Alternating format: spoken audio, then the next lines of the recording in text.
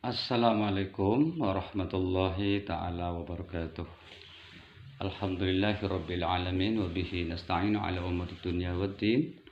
Wassalatu wassalamu ala asyrafil anam sayyidina Muhammadin wa ala alihi wa sahbihi ajma'in ila yaumiz ziham. Amma ba'du. Teman-teman di seluruh Nusantara, tantretan keten kulisteje sami emoljaaki sareng Allah Subhanahu wa taala daripada maturana kak dita salam kenal kak dita ten kula dari matur bagian tema Rasulullah kak dita karena kak dita banyak video yang telah saya teliti, telah saya amati. Jarang ya pembahasan nasab itu yang berbahasa Madura. Iya. Tadi dan kula kak dinto tero aca-aca nasab masalah cak Madura. Ngakui cak Madura iki. Jadi tandaratan sebetulnya kula muljaki kalau kau nengin cak saongkuna. Masalah nasab kak dinto ongkuna ampun lambo kak dinto. Ki semana belum bedah negara Indonesia kita merdeka kak dinto ampun bermasalah engki. Jadi masalah polemik nasab ini bukan hanya terjadi sekarang, tapi sebelum kemerdekaan Republik Indonesia ya, waktu itu masih zaman penjajahan Belanda sudah terjadi polemik nasab. Mengapa terjadi demikian?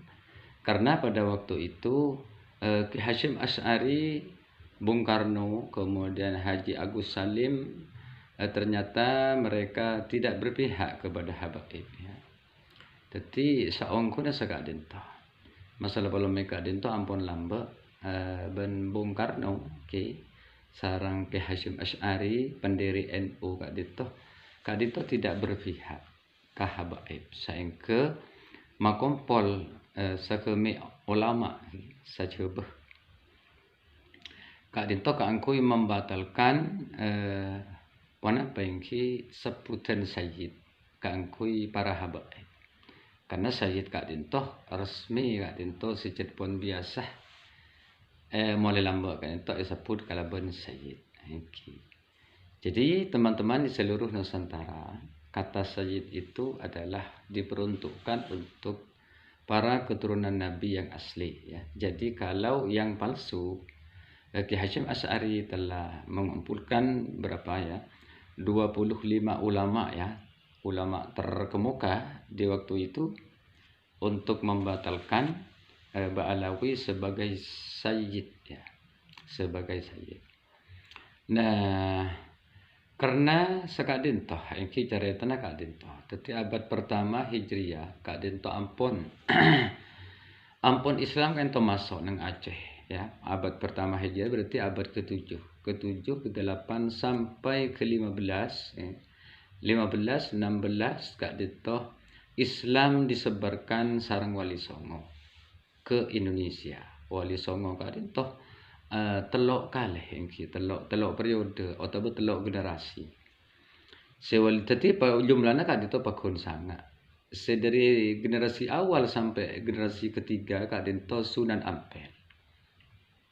Jadi teman-teman di seluruh Nusantara bahwa Islam itu sudah sampai di Indonesia itu pada abad ke-7 ya. Masehi atau abad 1 Hijriah. Kemudian abad ke-8, ke-9 sampai ke-15, 16 ya. Jadi Wali Songo itu dari angkatan pertama ya sampai angkatan ketiga itu semuanya berjumlah 9. Yang termasuk dalam angkatan ketiga, pertama, kedua dan ketiga adalah Sunan Ampel ya, Surabaya ya.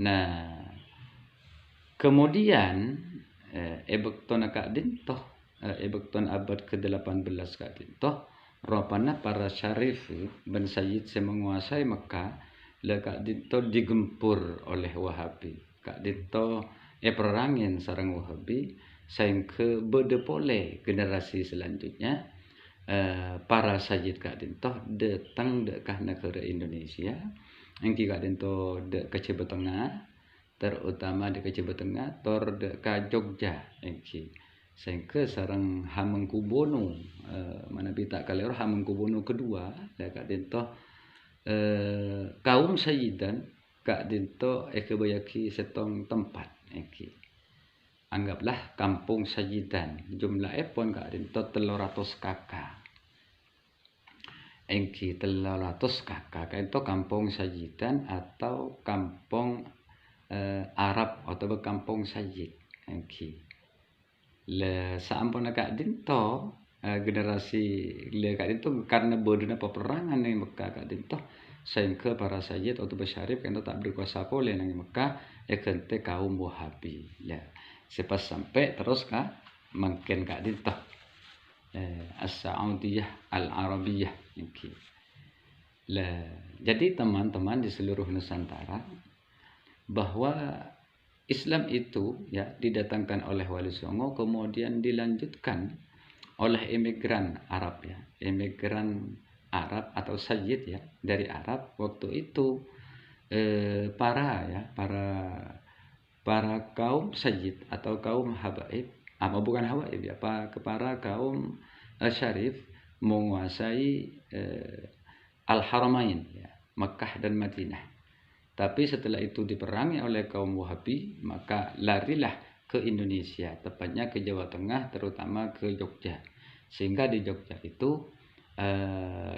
itu dibuatkan tempat ya, diakomodir ya, difasilitasi oleh Hamengkubuwono ya.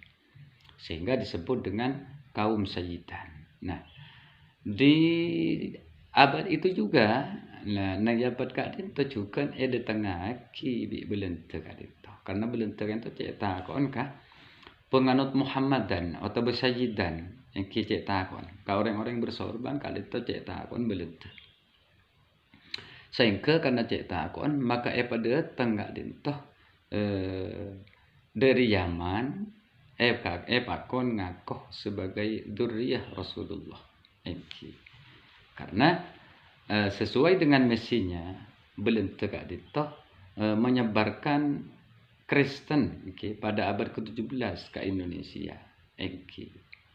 Jadi pas madetang kak dinto dari Yaman engki dari Yaman kak angkoi pakon ngakoh sebagai dzurriyyah Rasulullah atau cucu Rasulullah. Teman-teman di seluruh Nusantara, jadi setelah para penjajah itu ketakutan ya dengan Wali Songo kemudian para sayyid para syarif karena mereka sangat takut maka didatangkanlah ini menurut sejarah ya silahkan tengok sendiri jadi menurut sejarah didatangkanlah imigran dari Yaman ya, pada sekitar abad ke-18 ya ke-18 disuruh mengaku sebagai cucu Rasulullah Sallallahu Alaihi Wasallam.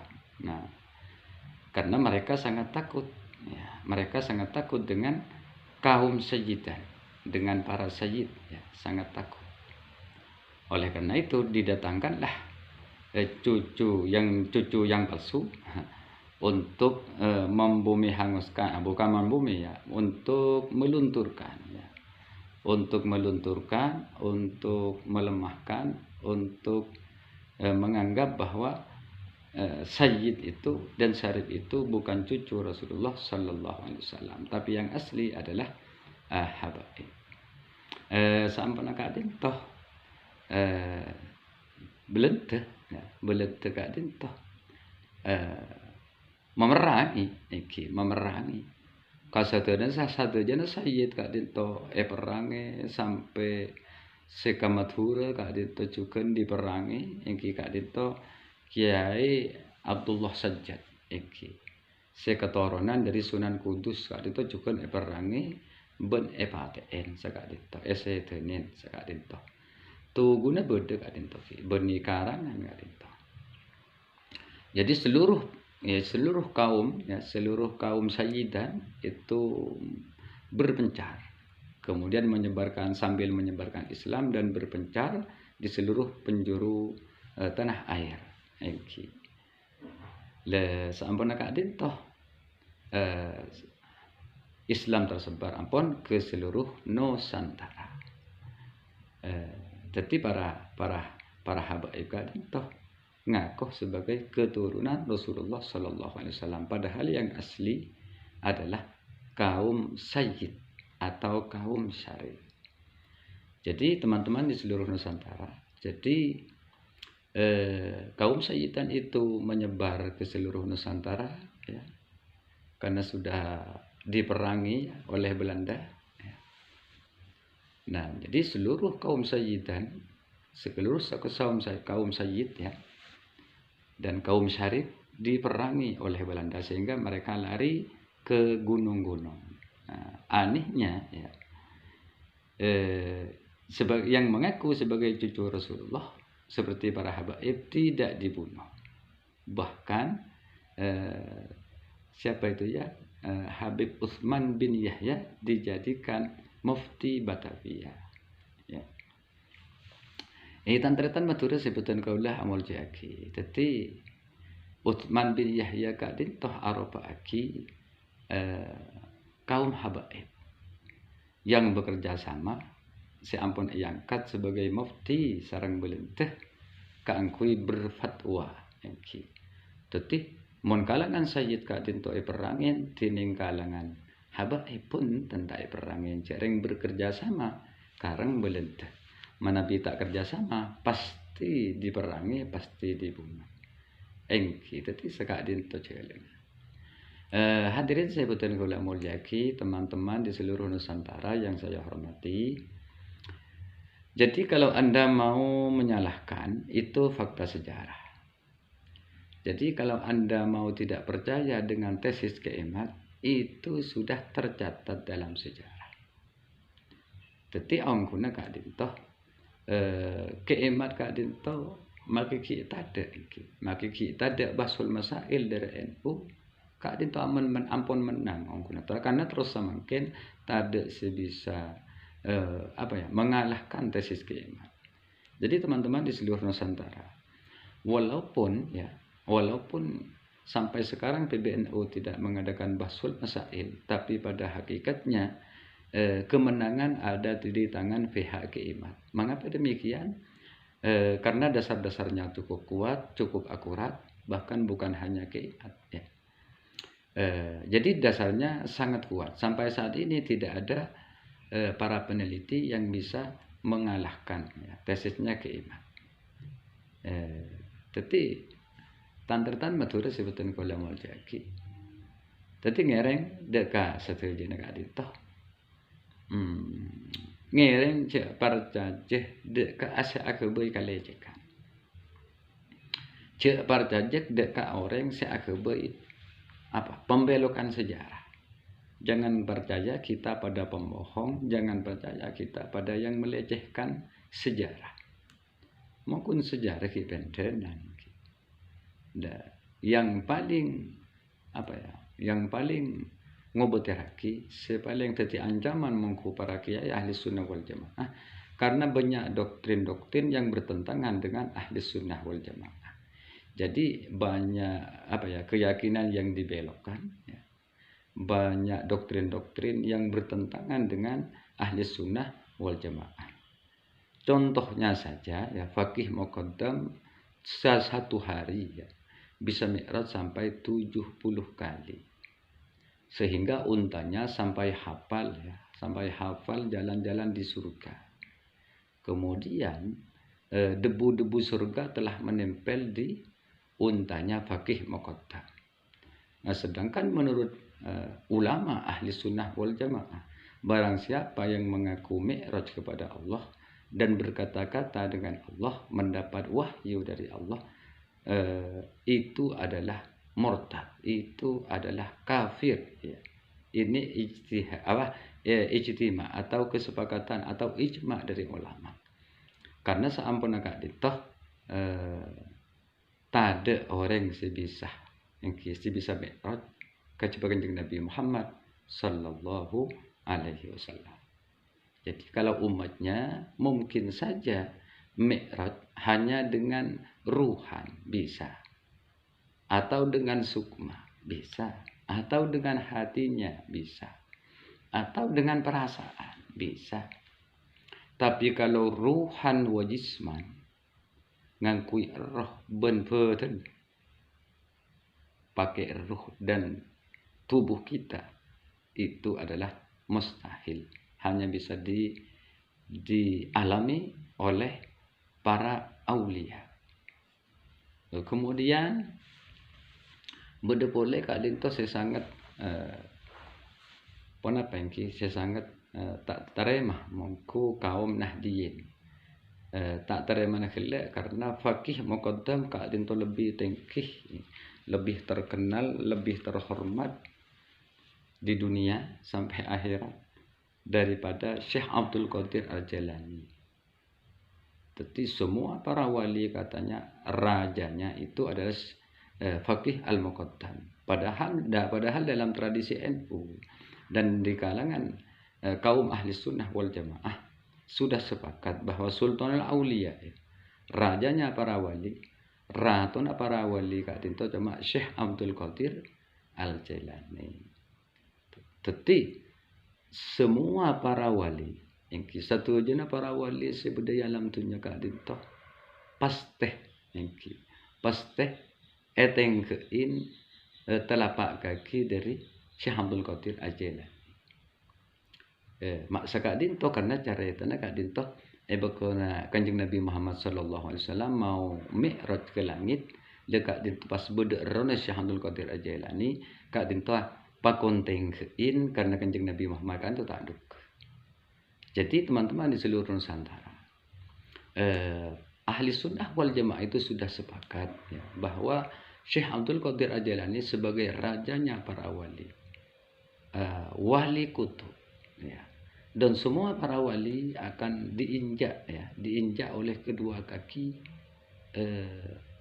Syekh Abdul Qadir Al-Jailani. Mengapa demikian? Karena dulu itu ketika Kanjeng Nabi Muhammad mau Isra, mau Mi'raj ya ke langit, Nabi Muhammad itu kan kurang pas lah, kurang tinggi istilahnya, lebih tinggi buraknya. Maka ruh Syekh Abdul Qadir Al-Jailani didatangkan oleh Allah dan dijadikan sebagai diinjak bahunya, punggungnya oleh Kanjeng Nabi Muhammad sallallahu alaihi wasallam. Sehingga Kanjeng Nabi Muhammad sallallahu alaihi wasallam pada waktu itu bersabda, nah, yang diinjak kedua kakiku akan menjadi rajanya para wali. Dan setiap para wali pasti diinjak ya kedua punggungnya oleh Syekh Abdul Qadir Al-Jailani. Begitulah kira-kira penjelasan dari Nabi Muhammad sallallahu alaihi wasallam. Ya, tapi secara wahid. Jadi sekadit pasir apa orang wali sebe de molekan lambe terus kemangkian terus ke budi kadito mesti kadito etengkein dua telapak kaki Syekh Abdul Qadir Al-Jailani. Kadito terangaki kadimah terangaki nang manakib Syekh Abdul Qadir Al-Jailani. Jadi ini diterangkan dalam kitab manakib Syekh Abdul Qadir Al-Jailani. Silakan tengok sendiri. Ya teman-teman di seluruh Nusantara. Jadi mari kita jangan salah ya, jangan salah dalam mencintai dan juga jangan salah dalam membenci, karena cinta dan benci ada konsekuensinya nanti di akhirat ya. Sekian, semoga bisa bermanfaat ya, jangan terkecoh ya.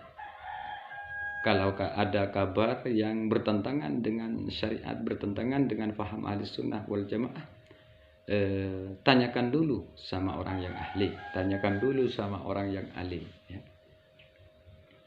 Supaya kita tidak salah dalam mencintai dan tidak salah dalam membenci. Karena ini kalau dibiarkan, yang palsu ini dibiarkan, maka yang asli masyarakat tidak akan tahu siapa yang sebenarnya harus dihormati, siapa yang sebenarnya harus dicintai. Mereka tidak paham, mereka tidak mengerti. Salput, kata orang Madura, salputnya kata itu mengonco hunggil. Jadi kita itu kabur, mau mencintai yang mana, ini kabur. kalau tidak diperjelas. Nah, kalau tidak diperjelas.